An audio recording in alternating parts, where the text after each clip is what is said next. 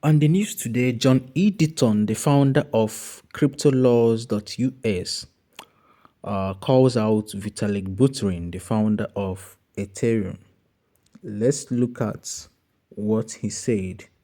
He said, "Dear at Vitalik Buterin, the more I think about your shameful and disgusting comments, and considering you haven't deleted or clarified it, I realize you didn't misspeak. This was an immature, hateful comment directed to a community of innocent digital asset holders and not at Ripple."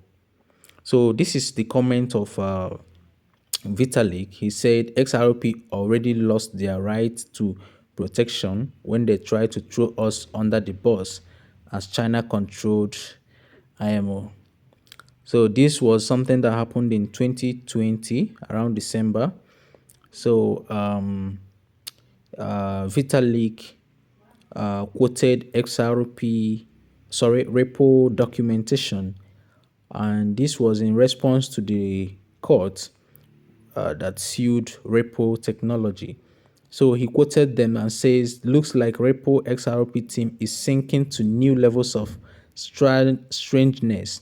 They are claiming that their shitcoin should not be called a security for public policy reasons, namely because Bitcoin and Ethereum are Chinese controlled." So these comments are really immature. Don't you think so? Or if you have another view of this, you can use the comment section and tell us. But I think these comments are immature, just as John Deaton said them. So look at what Ripple said. They were trying to defend their right in the court. They said XRP is a fully functional currency that offers a better alternative to Bitcoin. XRP is widely adopted digital asset based on an open source blockchain technology with an extremely robust, fully functioning currency market. XRP consistently ranks among the top three virtual currencies by market capitalization alongside Bitcoin and Ether, the two Chinese controlled virtual currencies that the SEC has stated are not securities. So if you look at this article by using a real sense and an unbiased mindset, you notice that Ripple is trying to defend their right at the court by telling the SEC that XRP is just the same thing as Ether and Bitcoin, which is Chinese controlled, and they have already given them free pass. You understand that? Okay, look at this again. Policy reasons council Policy reasons counsel against finding XRP to be an investment contract. Innovation in the cryptocurrency industry will be fully conceded to China. The Bitcoin and Ethereum blockchains are highly susceptible to Chinese control because both are subject to a simple majority rule, whereas the XRPL ledger prevents comparable centralization. So, even David Schwartz, the CTO of Ripple, had to come to defend this. He said, "The government should punish projects that disagree with our narrative. Seems pretty on brand for it." Okay. Also, I do think it's perfectly fair to analogize miners in proof of work systems to stockholders in companies, just as eBay's stockholders earn from the residual friction between buyers and sellers that eBay does not remove. So do miners in ETH and BTC. Just as eBay stockholders want to leave as much friction between buyers and sellers as they can because that's their revenue stream, so do miners in ETH and BTC. That's part of why they have higher fees than XRP Ledger. So, David Schwartz is trying to say that XRP Ledger has lower fees than ETH and BTC because ETH and BTC are based on proof of work or proof of stake systems. So, these are the debates going on. Okay, so look at what people are saying. Someone said, at this point, Vitalik Buterin or Ethereum Joseph could straight up tell you they have had the SEC in their back pocket for years, and I still don't think Congress will do a damn thing about it. So it looks like these things are just confirming that Ethereum got a free pass, just like Bitcoin got a free pass, and Repo are in the court defending their project. So these comments from Vitalik doesn't seem mature. He doesn't sound like a CEO at all. He don't even know that all these his comments can be used for against him in the court of law. It can be used against him in the court of law. Okay, look at this. Someone just shared this clip. Okay, someone just shared this clip. Like the first step to solving a problem is acknowledging you have one. Like You see, the first step to solving a problem is acknowledging that you have a problem. So it looks like Ethereum doesn't want to acknowledge that they have a problem, and they keep on trying to blame someone for that. So this one said, Matshibake says, I have some respect for Vitalik as in probably spoiled, but karma is bound to reach up to him, and many will endure worst because of his hubris. It will be another Luna, but for Earth, if this match don't mean expectations, they will see it to their core if Ripple finds compromise to sake. Okay, so there was this video of uh Vitalik proposing his uh, uh his ICO to investors, and he mentioned that Ethereum is just the same thing as Ripple, that Ethereum is almost the same thing as Ripple. So I'm trying to find that video, but it seems I can't find it right now. That video is very informative. I would have loved if you watched it. Meanwhile, Ripple just got uh, another partnership in Brazil. So, for instance, this says it's been a long time coming. Working through the regulatory process takes time, but worth it. But I'm absolutely ecstatic to be in Sao Paulo as ODL with XRP launches with one of the biggest FX providers in Brazil, Travelex Bank. So Travelex Bank partners with XRP to provide them ODL. ODL means on-demand liquidity. And if you have been following uh, all this, you know that on-demand liquidity is going to bring a lot of buying pressure into the Ripple technology system. So, for instance, let's read everything that John Deaton has to say. Okay, many people will not pay your comments much attention, but for those of us who have been exhaustingly fighting tribalism and believe in a multi-chain world of interoperability, your comments are truly demoralizing. If you would have said Ripple lost its rights to protection, I wouldn't comment. Whether I agree with it or not, Ripple can defend itself. But even quite possibly Ripple's biggest critic at 2-bit idiot has recognized the SEC's overreach and has stated he hopes Ripple defeats the SEC. In fact, Ryan will be having a fireside chat with at House next month.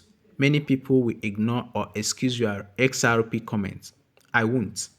I have thousands of emails from people who were devastated financially when the SEC alleged that XRP is a security, no matter who sells it.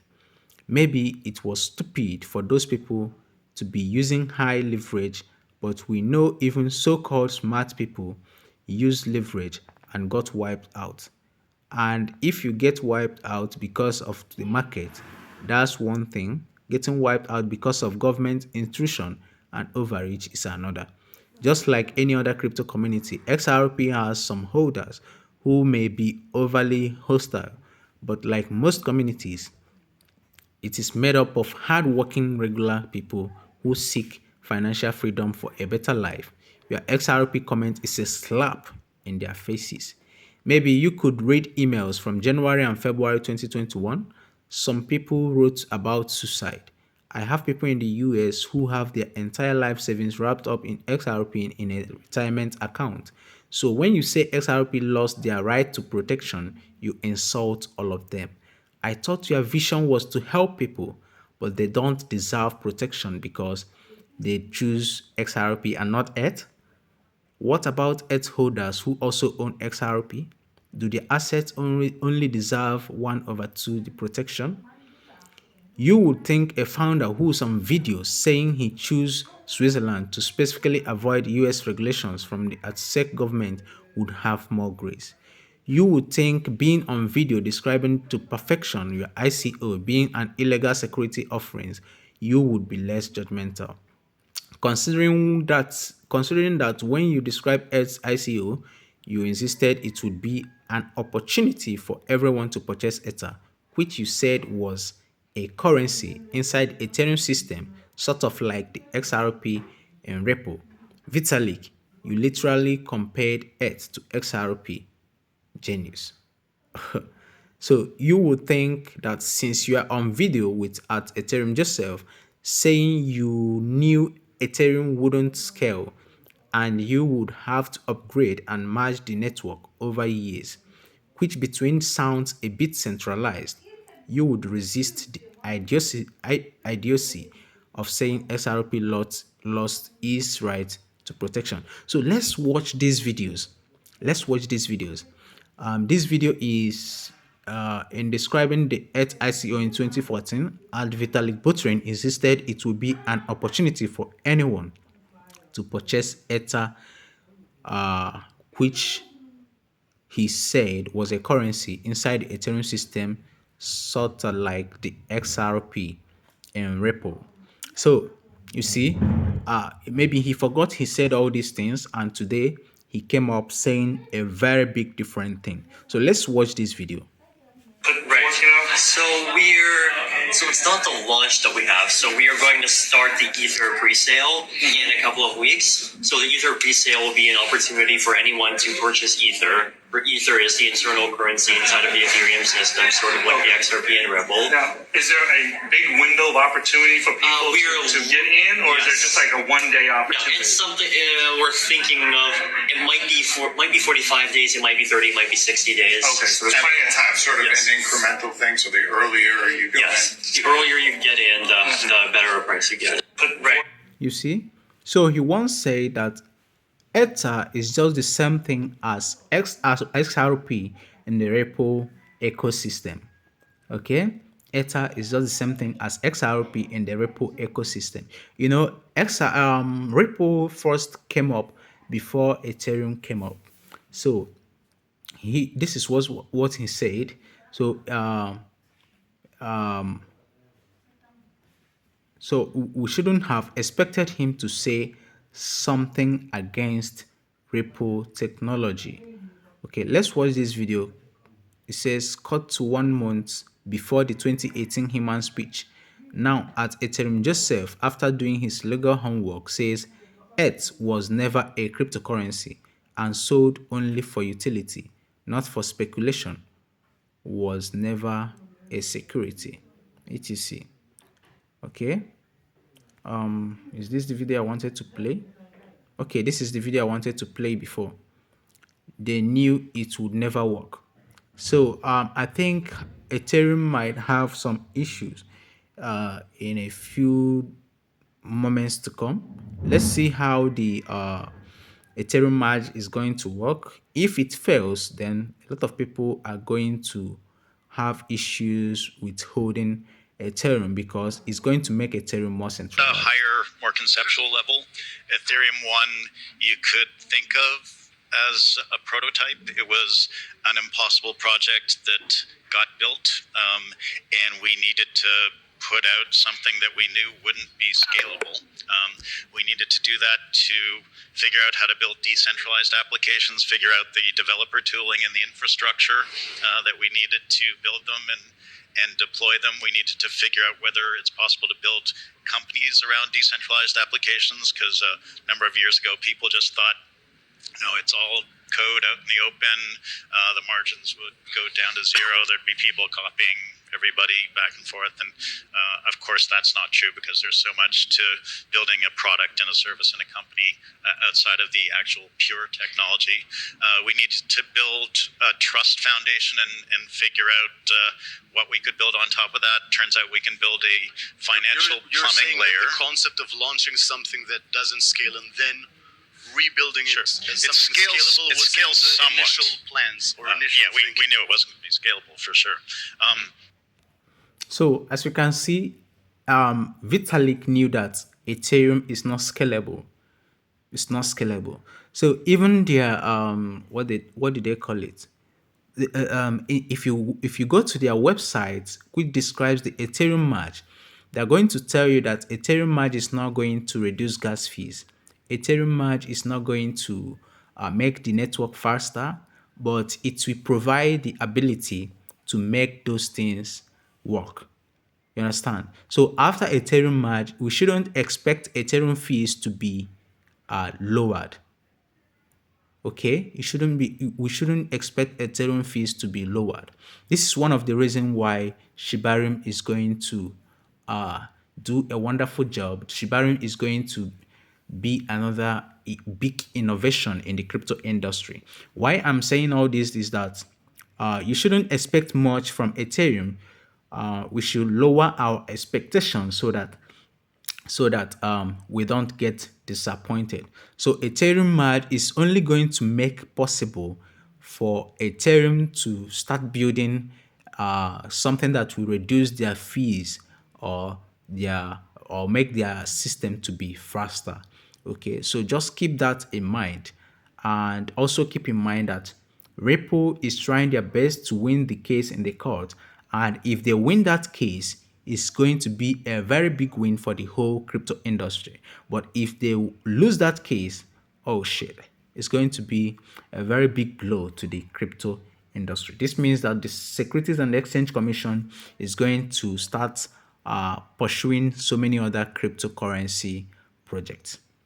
So this comment from Vitalik actually offended John Deaton. He's a professional lawyer, and he based on the level of his comments, you will know that yes, this response from Ethereum founder was very bad for him. So he said, you would think that since your co-founders are on audio describing how to disguise multiple well purchases of the ICO, saying the SEC is a tough thing, and that we do have to be careful when talking about the Ethereum IPO, you would maybe not take shots at XRP holders. So there are video evidences which describe that Ethereum ICO was sold as if it was a security.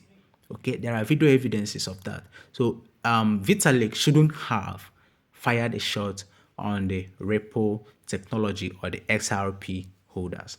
You would think so, since a co-founder said we may limit the unit size of a cell just to make it easier to disguise for investors who want some privacy and are planning on investing several million US dollars worth.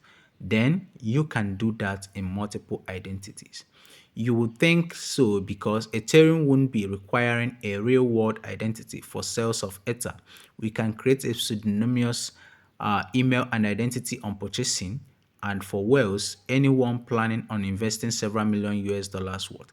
So if you check this YouTube link here, you are going to see this. So I'm going to post the link to this thread in the description of this video so you can read it for yourself and watch all the videos associated with it. Okay, he's still very angry and he said, you would expect less judgment when your ICO's architect at Stephen Rayoff said that Ethereum's lawyers told him that they had an illegal securities offerings. He then said that he was charged with a very simple thing: raise money and not go to prison. So there are there are lots of should I say illicit activities in these guys within the Ethereum ecosystem, and so many of these things has been neglected for a whole lot of years. You would think you would be less judgmental when all of your co-founders feared going to prison, and Lubin said, we thought it was possible we would land at JFK on a certain day and FBI would tackle us to the tarmac. But Joe wasn't the only co-founder scared of jail, was he? Shit. So there are so many things hidden. There are so many hidden things that may be revealed very soon.